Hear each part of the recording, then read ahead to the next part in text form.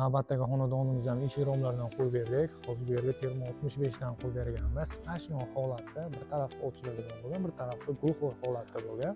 Oynalarimiz energiya tejovchi, rangi Moki G306. Ichkaridan qay tarzda ishlashlari, ochilib yopilishlarini qisqacha obzor. Sifatsiz eshik bilan sifatli eshikning yopilishida farq bo'ladi. Hozir bu yerga biz sifatli imzo termo 65 eshigini qo'yib berganmiz. Hozir yopilishga bitta ahamiyat berasizlar. Ko'rslar yopilishi juda yengil, hattoki bitta barmoq o'zida ham yopiladi.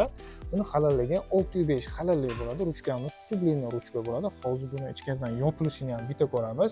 Yopganingizda kalit yordamida qulflanmaydi. Qachonki ruchkani tepaga buragandan keyin shunda qulflanadi. Bu yerda eshigimiz tashqariga ochiladigan eshik bo'lgan, 1,5 qanot bo'lgan, asosiysi kattaroq, nargisi kichikroq holatda bo'lgan. Shuning uchun tashqariga ochib berganmiz. Fashatka kengligi uchun tashqariga ochiladigan eshik shunaqa holatda ko'rinadi. Tashqarisida o'zini shunaqa uchta maxsus petlalari bilan va splashnoy holatda shatlankasi bilan ichkaridan tashqari panorama vid holatda ko'rinadi. Shuning uchun ikkiga bo'lib bir tarafi ochiladigan holatga berganmiz. Bu tarafi ham xuddi shunaqa, bittasi ichkaridan chapga, bu tarafi ichkaridan o'ngga podokonniylar bilan biriga qo'yib berganmiz. Har bitta ochilishda двойной mexanizmlari bor.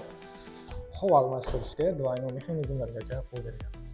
Kimga shunaqa sifatli eshik romlar kerak bo'lsa, pastda nomer qoldiraman. Shu nomerga aloqaga chiqishingiz mumkin yoki sahifamga obuna bo'lib qo'ying.